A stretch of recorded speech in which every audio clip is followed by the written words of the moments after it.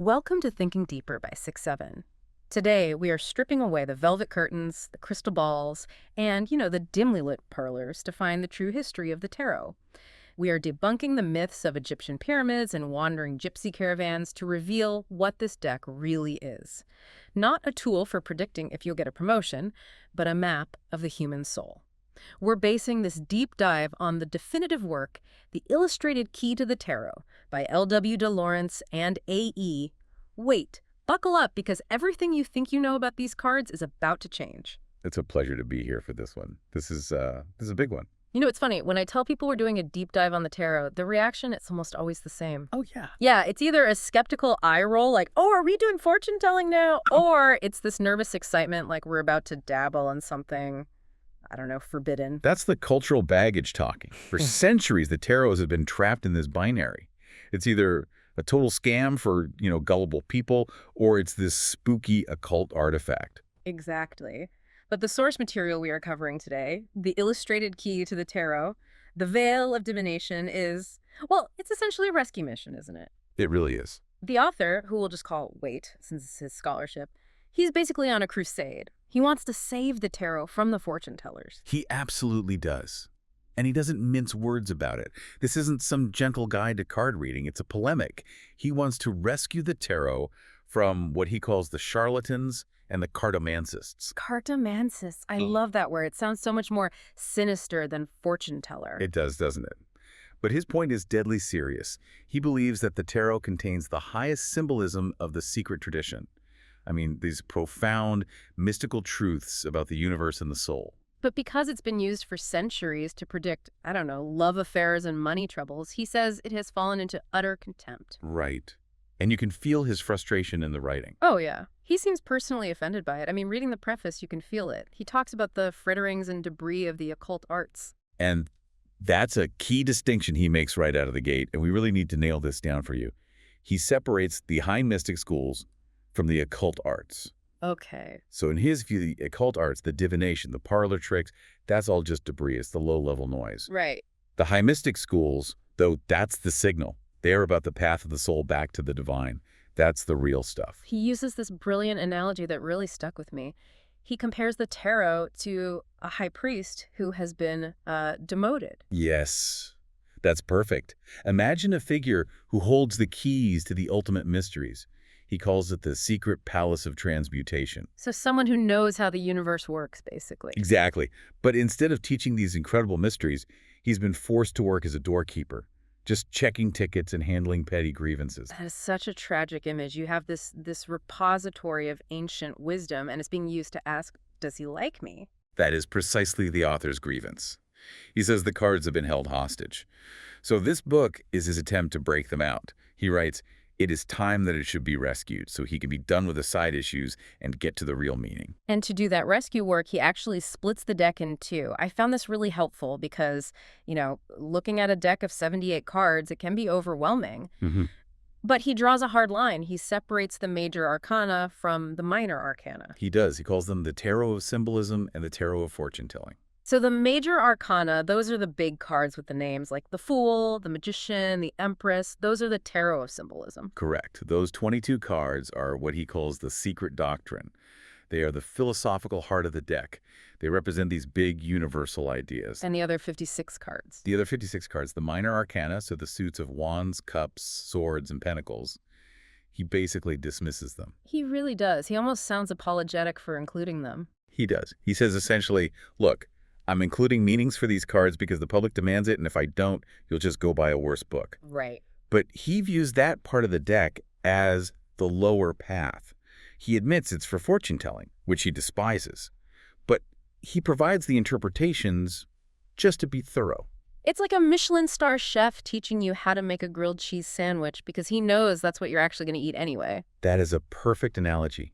He'll give you the grilled cheese, but he really, really wants you to know that there is a 7-course banquet waiting in the other room.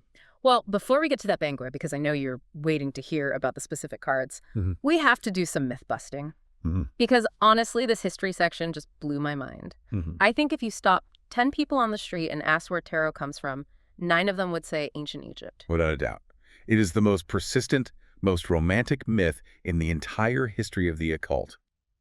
The idea that the tarot is the Book of Thoth, the lost wisdom of the pharaohs. And it's such a cool story. I mean, the idea that the Egyptian priests knew their civilization was about to end, so they encoded all their secrets into a game of cards, because they knew human vice, like gambling, would last longer than virtue. It is a magnificent story. It's mysterious, it's grand, and according to our author, it is absolute rubbish. Killers of sand, I think is the phrase he uses. Yes. The author traces this entire myth back to a single man, Court de Gebelin. He was writing in France in the late 18th century. He was an archaeologist of sorts, though by our modern standards, he was more of a speculator. So he just saw the cards one day and decided they were Egyptian? Is that how it happened? Pretty much. He had this sudden epiphany. He looked at these cards, which had been used for games in Europe for centuries by that point, and just declared that they were the remnants of the ancient Egyptian libraries saved from the flames. And he had these linguistic arguments, right? He claimed the word tarot itself came from Egyptian words. He did. He claimed it came from tar, meaning road, and ro, meaning royal, so the royal road of life. Which sounds totally plausible if you don't know anything about ancient Egyptian. And that's the catch. When Gebelin was writing this, the Rosetta Stone hadn't been deciphered. Nobody in Europe could actually read hieroglyphs. He was literally just making it up. That is wild. He just confidently asserted it, and everyone just believed him for 200 years. People believe what they want to believe, you know. Right. But our author just dismantles this mercilessly. He points out that the symbols on the cards are so clearly medieval European. Right. You have a pope. You have an emperor holding a globe with a cross on it. You have knights in full plate armor. Right. I'm pretty sure Ramses II didn't have a pope hanging around. Exactly. There's no triple cross in Egypt. There are no medieval kings. These are the symbols of 14th and 15th century Europe, not ancient Egypt. Waite calls Gebelin's theory the delusions of a learned man. Okay, so if Egypt is out, what about the gypsies? That's the other big one, right? The idea that the Romany people brought the cards with them from the East. Another myth that bites the dust in this text. The author points out a really simple chronological problem. Which is? The gypsies, the Romany people, they arrived in Western Europe after the tarot cards were already in circulation. Wait, really? The cards were there first? Yes, the historical record is quite clear. We have records of cards being used in Italy and France before the arrival of the Romany tribes in those specific regions. So the gypsies didn't bring them at all? No, they very likely found them already in Europe. They saw that these cards were mysterious, they were filled with all these pictures, and they were just perfect for their trade, which, of course, was fortune-telling. So they adopted them? They adopted them. They added the tarot to their stock in trade, as the author puts it. They were the distributors, not the creators. Precisely. And because they were nomadic and, mysterious to the settled Europeans, the public started to associate the cards with them. But the cards themselves are not Romany in origin. So if they aren't Egyptian and they aren't gypsy, where on earth do they come from? Europe. Specifically, the 14th century. The author traces the first rumors of cards to around that time. He highlights the famous Gringoneur cards from 1393. 1393, that's very specific. It is. These were cards designed for Charles VI of France. Oh, the Mad King. The very same. There's a ledger entry that says 3 packs of cards were painted for his diversion during his periods of mental ill health. And what's fascinating is that the surviving cards that are attributed to that era include prototypes of what we now call the Major Arcana. So we are definitely looking at a medieval invention. But the author doesn't just leave it as, oh, it was a game. He has this really interesting theory about the Albigensians. This is where the deep dive gets really, really interesting. The Albigensians, or the Cathars, they were a religious sect in southern France. They were Gnostics, dualists. And the Catholic Church saw them as extremely dangerous heretics. Absolutely. They launched a whole crusade to wipe them out. And Waite thinks the tarot might be connected to them. He suggests it as a possibility.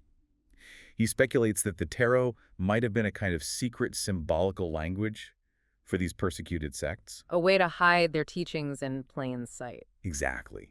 I mean, if you write your heretical theology down in a book, the Inquisition is going to find it and they are going to burn you. But if you encode it in a set of playing cards... It just looks innocent. It's just a game. It's just a game. It makes so much sense. It would explain why the symbols are so dense and so specific. So what's the evidence for that? Well, he points to things like the watermarks on paper from that period, which look a lot like tarot emblems. He suggests that perhaps the High Priestess card represents the Albigensian secret church, while the Tower card, being struck by lightning, could represent the prophesied destruction of papal Rome. Wow. That gives the card such a subversive edge. It's not about magic, it's about resistance. It's an underground language. And that fits perfectly with the author's main thesis. The Tarot is a book of secret doctrine. So whether it was specifically the Albigensians or another group, the point is that the cards were designed to hold high philosophy, not just to play games. Okay, so we've cleared away the debris. No Egypt, no gypsies. We have a medieval European artifact, possibly used by mystics to hide their teachings. Now let's talk about the rectification, because Waite didn't just write about the history, he actually changed the cards. This is crucial. This is the whole point of the deck he created. Waite believed that over the centuries, the original symbols had been corrupted. How so? Well, by copyists who didn't understand the deeper meaning, they just messed them up. They turned these profound mystical symbols into what he calls bourgeois pictures, just common everyday scenes. We wanted to fix them. He wanted to restore the higher meanings, so he commissioned a whole new deck, drawn by the artist Pamela Coleman Smith. Right. Although, I have to note, in the text, he refers to her rather stiffly as a lady who has high claims as an artist. Which is a bit of an understatement, considering her art is now the standard for the entire tarot world. Indeed.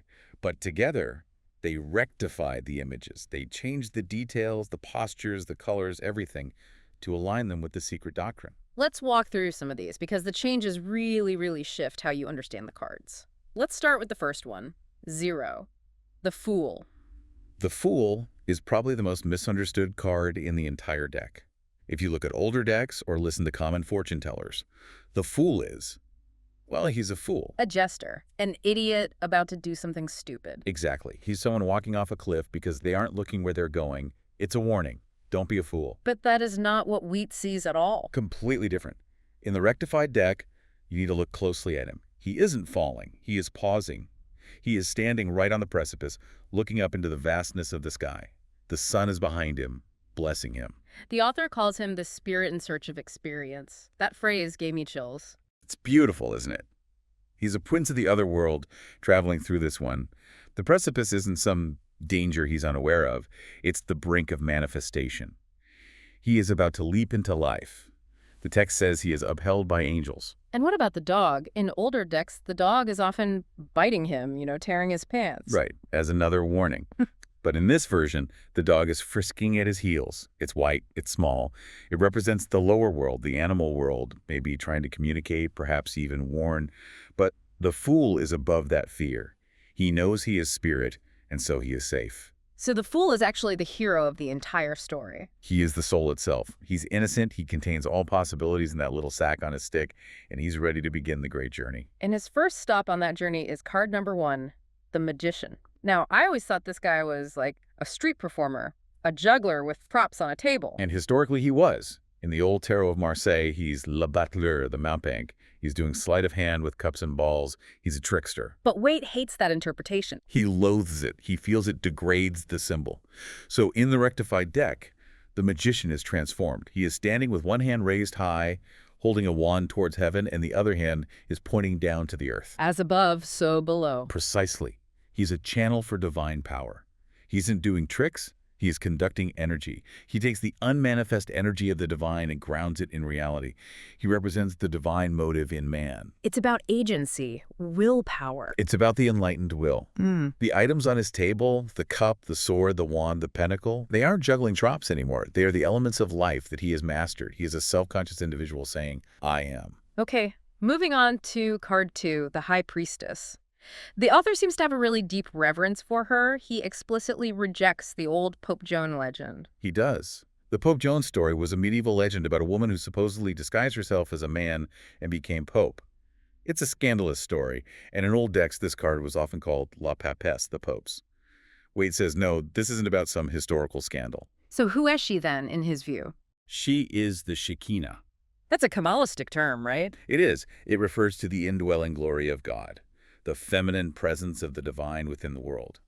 She represents the secret church, the spiritual bride of the mystic. She's holding a scroll in her lap? Yes, the scroll of Torah, the law. But notice it's partly covered by her mantle. Meaning some things are hidden. Meaning the deeper mysteries are not for everyone. They are implied, not spoken aloud.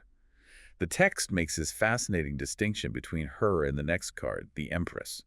The Empress is nature, the fruitful mother, the door to this physical life. Okay. But the High Priestess is the door to the inner life. She is the gate to the mystery itself. She is the second sense of the word. Exactly. If you want to understand the biology of the world, you go to the Empress.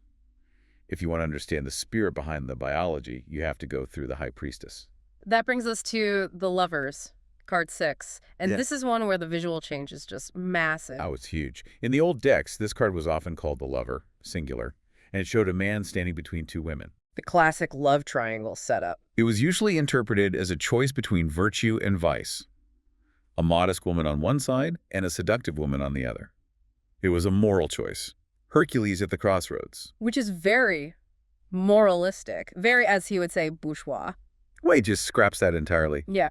In the rectified deck, what do we see? We see a man and a woman, both naked, in a garden. It's Adam and Eve. It is the Garden of Eden before the fall. There is no other woman. Yeah. There is no choice to be made between good and evil. So if it's not about that choice, what is it about? What's the higher meaning? It represents the return to the garden. It's about human love as a function of the divine. The text calls it the mystery of the covenant. This is deep. It suggests that human love, in its highest form, isn't a distraction from God. It's a path to God. It's a sacrament. It's about reintegration, wholeness, healing that original separation. I love that. It takes the card completely out of the realm of dating advice and puts it squarely into the realm of theology. Precisely, it's a much bigger idea. Now, we have to talk about the cards that scare people. The Hanged Man, card 12. Right. Visually, it's a nightmare. It's a man hanging upside down by one foot. Common fortune telling says, bad luck, suffering, you're trapped, you're a victim. But Waite says, no, look closer. Look at the face of the hanged man in the Waitsmith deck. Is he grimacing? Is he in pain? Is he struggling? No, he looks serene, totally calm. He has a halo of light around his head. He is in a state of profound peace. The author calls this a card of entrance, not a card of suffering. Entrance into what? Entrance into the mystery. It represents life in suspension. It is the pause of the mystic who suddenly realizes that the way the world sees things is upside down, and to see it correctly, he must turn himself upside down. So it's a voluntary act. He put himself there. It is a voluntary surrender. It's the mystery of resurrection that comes after the mystery of death. He isn't being punished. He is waiting. He is letting the divine will take over his personal will. Well, speaking of death, card 13. The big one, the one everyone freaks out about. The author is very adamant that this isn't about a literal physical funeral. Well, not at all. He calls it the mystical death. Which sounds intense, but what does it actually mean? It means the death of the old self, the ego. If the fool is going to complete his journey and become the world, then the little, limited personality has to die. I see. The skeleton is on a horse, reaping, yes, but you have to look at the background. The sun rising between the two towers. Exactly. It's the sun of immortality. It's not the end. It's a transition. It's the ascent of the spirit. The card is saying you cannot be reborn if you don't let the old parts of you die first. And then the card that probably has the most baggage of all, the Devil, card 15. This is where the author's psychological insight is at its sharpest. The common view is just simple. Satan, evil, some external badness, the boogeyman. The devil made me do it. Exactly. But Waite calls this figure the dweller on the threshold. And he points out a crucial detail in the artwork that changes the entire meaning. Look at the chains on the necks of the two little figures, the man and woman, standing in front of the devil. Okay, I'm picturing them in my head. Are the chains tight? Are they being choked? Are they being held against their will? No, they look really loose. They are very loose. The loops are large enough that they could easily slip them off their heads, effortlessly. So they aren't prisoners. They are willing prisoners. They are standing there because, on some level, they choose to stand there. That's a powerful shift in perspective. It's huge. The devil here represents our animal nature, our addictions, our materialism, our obsession with status or power. We feel bound by them. We say, oh, I'm trapped in this job, or I just can't stop this habit. But the card is saying, you are only bound because you won't take the chain off. It puts the responsibility squarely back on us. It does. It represents the fatality of material life, but a fatality that is ultimately self-imposed. We can cast off the chains if we will it. Wow. We've spent a lot of time on the Major Arcana, and for good reason, but we can't ignore the other part of the deck, the Minor Arcana. The author has such a weird relationship with these cards, doesn't he? He really does. Like we said, he considers them the outer method. He thinks they are for the common fortune teller. But, and this is a huge but, he and Pamela Coleman Smith did something absolutely revolutionary with them. Before this deck, the pip cards were just pips, Right? like playing cards. Yes, exactly. The Four of Cups was just a card with four chalices drawn on it, like the Four of Clubs or the Four of Hearts. You had to memorize what it meant because the card itself didn't give you any clues. Which is boring and, frankly, really difficult. Very. But in this deck, for the first time, they illustrated every single one of the 56 minor arcana cards. So the Four of Cups isn't just four cups anymore. It's a guy sitting under a tree, arms crossed, looking totally bored, staring at three cups on the ground, and completely ignoring a fourth cup being offered to him by a hand coming out of a cloud. Exactly. You don't need a book to understand the basic feeling of that. You look at the picture and you feel the meaning instantly. Boredom, ennui, dissatisfaction, a missed opportunity. It totally democratized the tarot. It did, and that's the great irony of this whole project. Waite wanted to elevate the tarot to high philosophy and rescue it from fortune-telling. But by making the cards so visually accessible and so storytelling-based, he actually made fortune-telling easier and more popular than it had ever been. So his great rescue operation accidentally created the entire modern tarot industry. The law of unintended consequences right there. He does give us a method for using them, though. He details the ancient Celtic method of divination, the famous Celtic cross spread that everyone uses. Yes, and even here, you can see his philosophy at work. It's not just a simplistic, what will happen next. How does he frame it? Well, he starts with a significator, a card that represents you, the person asking the question. And then the entire spread builds around that card. What covers you? What crosses you? Meaning, what are your obstacles? What is beneath you, your foundation? What is behind you, your past? It feels more like a diagnostic tool than a crystal ball. It is. It's systems thinking. It's about looking at the currents of influence. It's not predicting a static, fixed future. It's analyzing all the forces that are currently at play in your life. It's much more psychological than, you will meet a tall, dark stranger. So let's pull it all together. We've stripped away the fortune-telling, we've debunked the myths, we've looked at these rectified symbols. What is the synthesis? What is the big secret doctrine that he keeps promising us throughout the whole book? The synthesis is that the tarot is a story. It's the soul's legend. The story of us. Yes. The 22 major arcana, when you read them in order, describe the journey of the human spirit. We start as the full pure, unmanifest potential. We gain power and agency as the magician. We discover the inner mystery with the high priestess and outer nature with the empress. We face the trials of the devil and death. And where does it all lead in the end? It leads to the world. Card 21, the final card of the major arcana. And what does the world represent? It represents reintegration. It's the end of the journey. And throughout the text, the author uses this really specific phrase, God, nature. He always puts nature in parentheses right next to God. That's an unusual way to write it. What's he getting at? It is. I think he's trying to say that the universe understands itself in God. The physical world isn't a mistake or a prison to be escaped from. It's the place where the divine comes to realize itself. The world card represents the rapture of the universe when it finally attains this self-knowledge. So the journey isn't about escaping the world to get to heaven. It's about understanding the world so fully that you see the divine in it. Exactly. It's about the soul realizing it was never actually separate from the divine to begin with. That is the secret doctrine. It really changes how you look at a deck of cards. It's not a party trick. It's a cathedral of the mind. That is a beautiful way to put it. They took what was a simple game and turned it into a profound text of spiritual philosophy. And whether you believe in the mysticism or not, you just have to admire the ambition. They wanted to create a mirror for the human soul. And I think they succeeded. That's why we're still talking about it more than 100 years later. Before we go, I want to leave you with one specific image from the book that really stuck with me. It's about the card, The Last Judgment. Card 20, a very powerful image. Yeah.